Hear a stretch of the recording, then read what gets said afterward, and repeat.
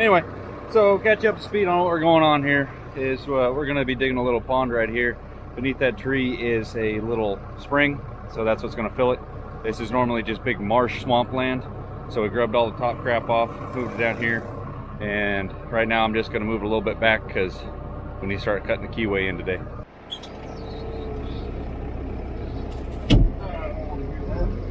Fire up the air conditioner. Been a little over an hour messing with that. Didn't even fix it. What a shame.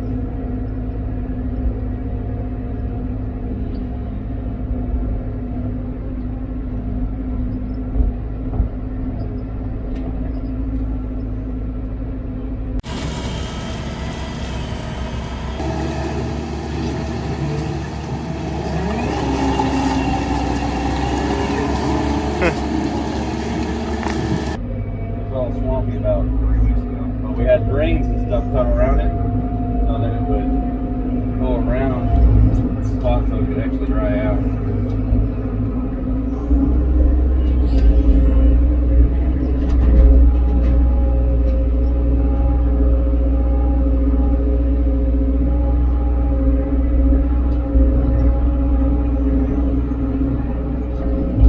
It's crazy how much dirt you got to move even for a little pond.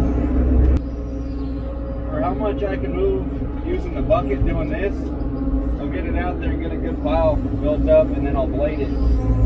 But it's definitely faster just do like this and blade it off than just primarily blade. Because excavators don't track that fast as they're off. Give me a nice big scoopful.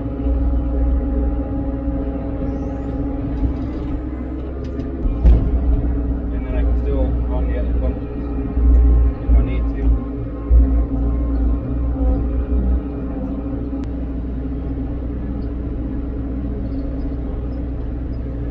Over here, go back for some more.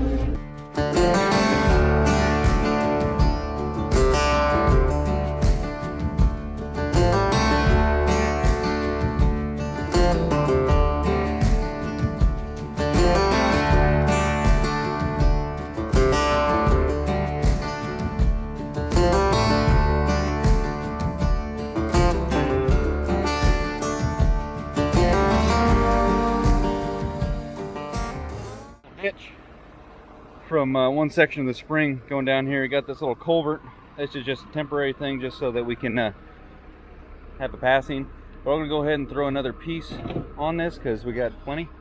We got every freaking thing here. We got 2 excavators, skid steer, track chippers here, dump trailer, Diamond C's up there, and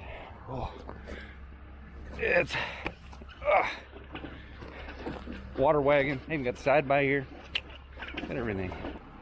This culvert doesn't matter. This is just for us for crossing.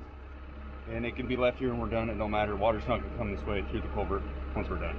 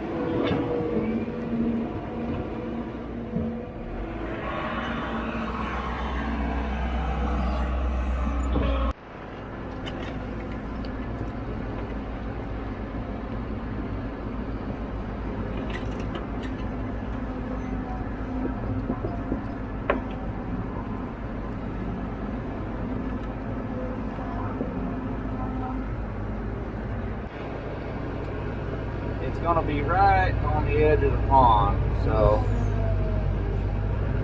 well, the little guy wouldn't touch it.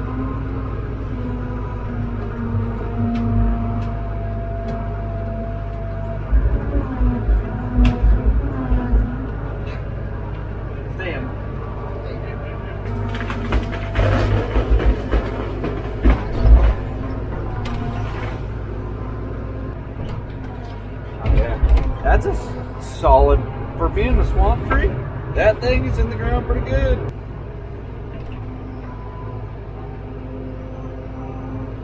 Don't hit the gap, don't hit the gap. Thank you.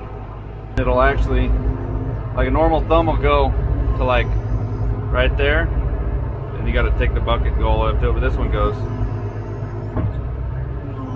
way under.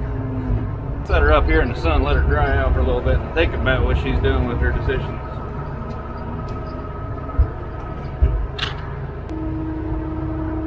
Oh, I don't want to do it.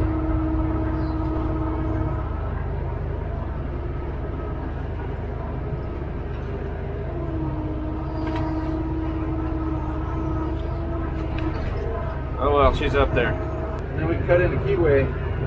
That tree over there has to go also. But it's right on top of the spring, so we don't want a geyser or something weird to happen. And so we're gonna wait till we're ready to let the water start coming in. But you can see my little ditch I got over here. That's where all the spring water is going right now. It's probably about 10 gallons a minute. Bottom of the pond's already started to fill up with a little bit.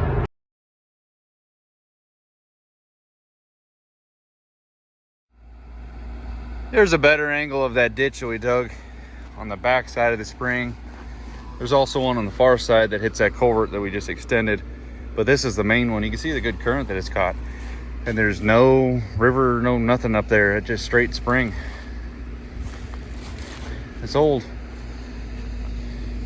cowboy grounds right here. They got an old spring right there.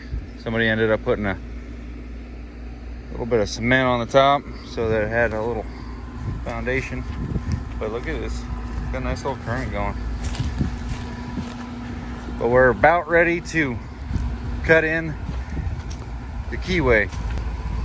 The keyway is a chunk of the ground that you take out 4 feet wide, about 2 feet deep, and then you start to backfill it with the good clay dirt for the dam, pack it in there, and start building up the dam on top of that, getting a nice spread.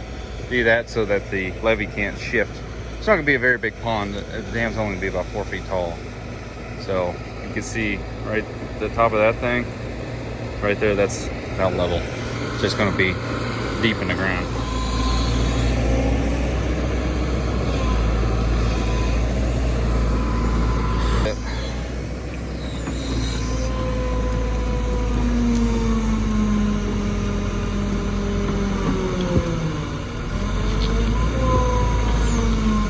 It's some tough ground right here. Rev it up, dude.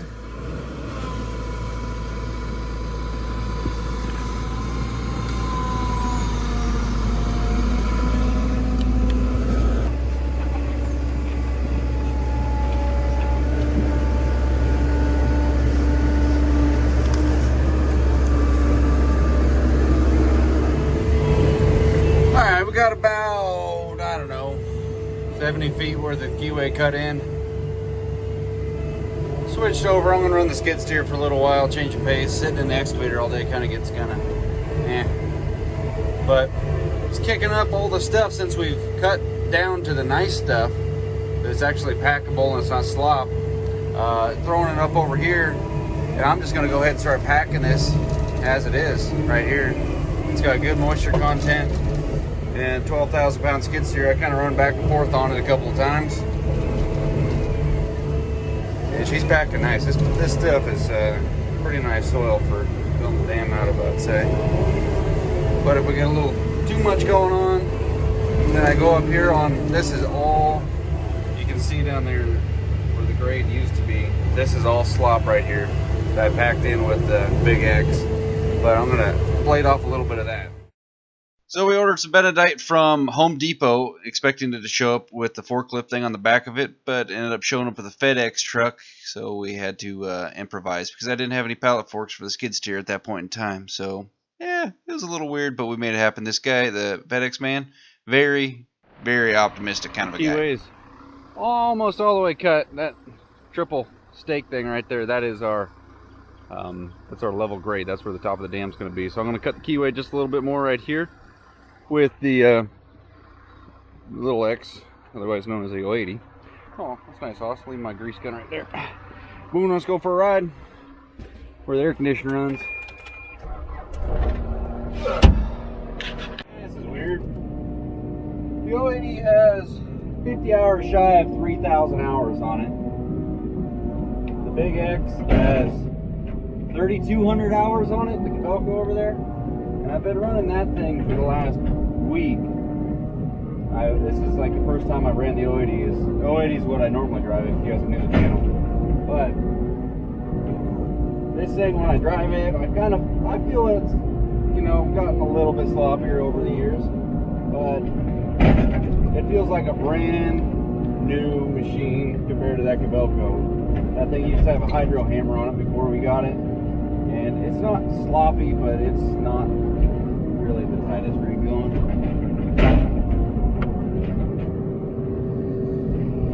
I gotta go over there and tamp some dirt.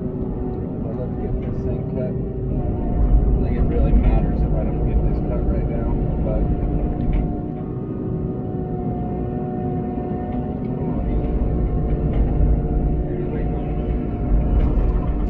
I don't know, let's go over here.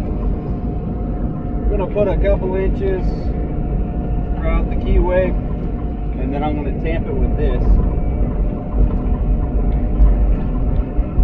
Get a good compaction.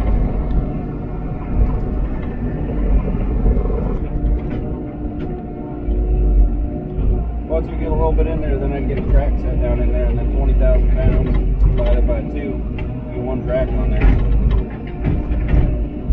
So 10,000 pounds.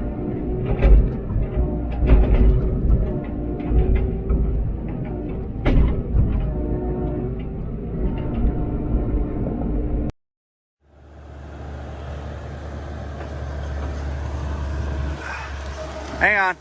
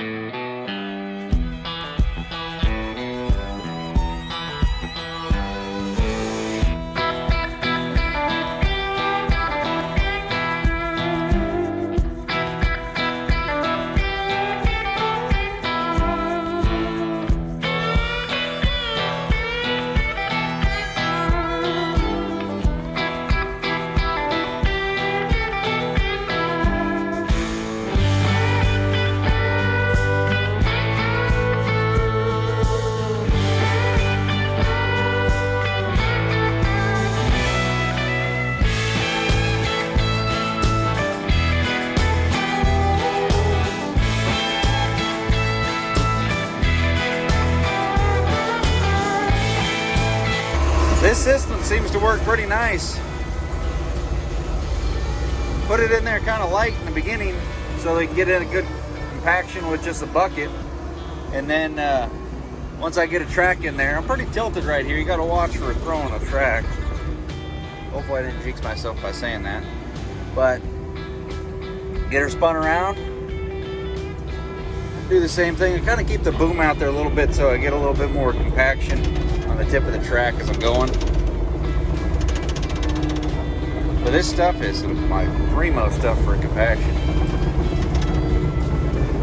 Put in a culvert with this stuff already. This was a borrow pit, and it's going to be more of a borrow pit. But this is compacted nice. And then the reason I'm not using a skid steer is because I can do this with it. It's kind of hard to do with one hand, but we'll figure it out. As I'm going, if he's got a spot that's a little too thick, he can keep shoveling dirt and I can address it as I'm going. Plus, if I get in a weird spot and start throwing track, I can pick myself up with this. So a skid steer, yeah, it would work and this thing weighs twice as much as a skid steer. So we'll get this compacted and call her a day.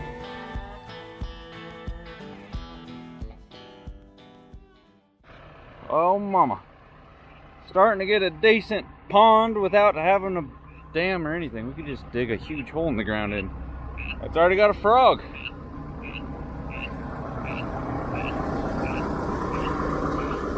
We're getting down there a little bit there, Chief.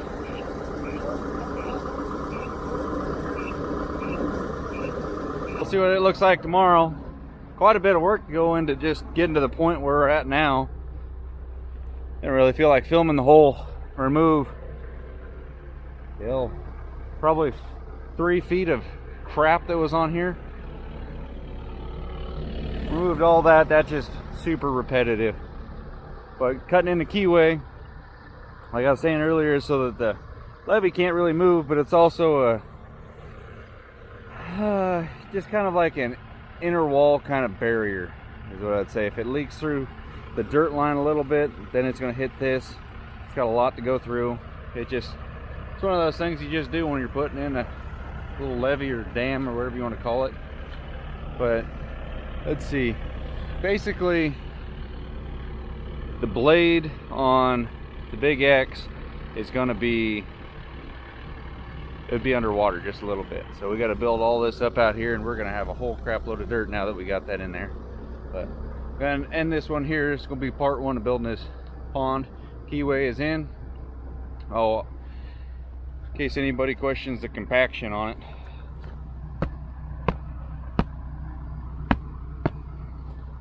Whole thing's just like that.